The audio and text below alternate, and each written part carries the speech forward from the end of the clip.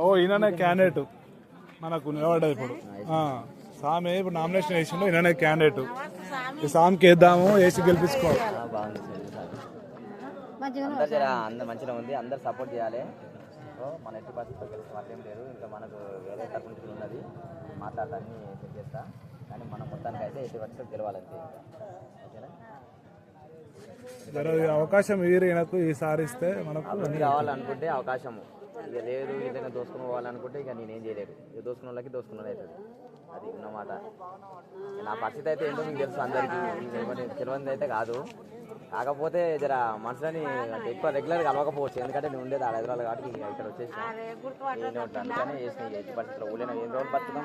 ఊళ్ళో బతుకుతారు అని అట్లీస్ట్ ఇప్పుడు నాతో పాటు ఎంతోమంది ఊరు హైదరాబాద్ బతుకుతారు. వాళ్ళు ఊళ్ళో ఏదైనా బతుకుతారు చూపిస్తానన్నా ఉంటారు కదా, ఏదో ఎంప్లాయ్మెంట్ చూపిస్తానన్నా బతుకుతారు. ఎట్టి సాధన చేస్తాం, గెలవాలి కాబట్టి. అంటే ఏ ఊళ్ళో ఉండదు, ఏ ఊళ్ళో ఉండదు, ఏ ఊళ్ళో ఉండదు, ఈ ఊళ్ళోనే కూడా హెచ్చరిస్తాం. సరే కానీ 14వ తారీఖు నాడు సమాధానం మీ ఓటుతో ఆయుధంతో సమాధానం చెప్పాలి.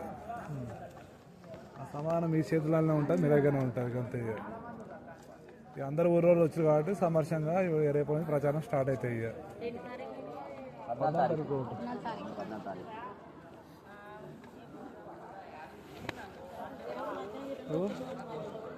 అయ్యప్ప దేవుని కల్పించుకోవాలి మేడం.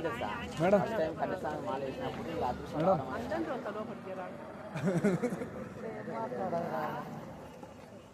ఖచ్చితంగా తెలుస్తాం, అట్లేం లేదు. అందరు సపోర్ట్ ఉన్నారు. మనం ఖచ్చితంగా ప్రచారం చేయాలి. ఖచ్చితంగా గెలుస్తాం, అట్లేం లేదు. మీరు అందరు సపోర్ట్ ఉంటే చాలు. అందరు సపోర్ట్ ఉంటే ఆటోమేటిక్ గెలుస్తాం. అంతే.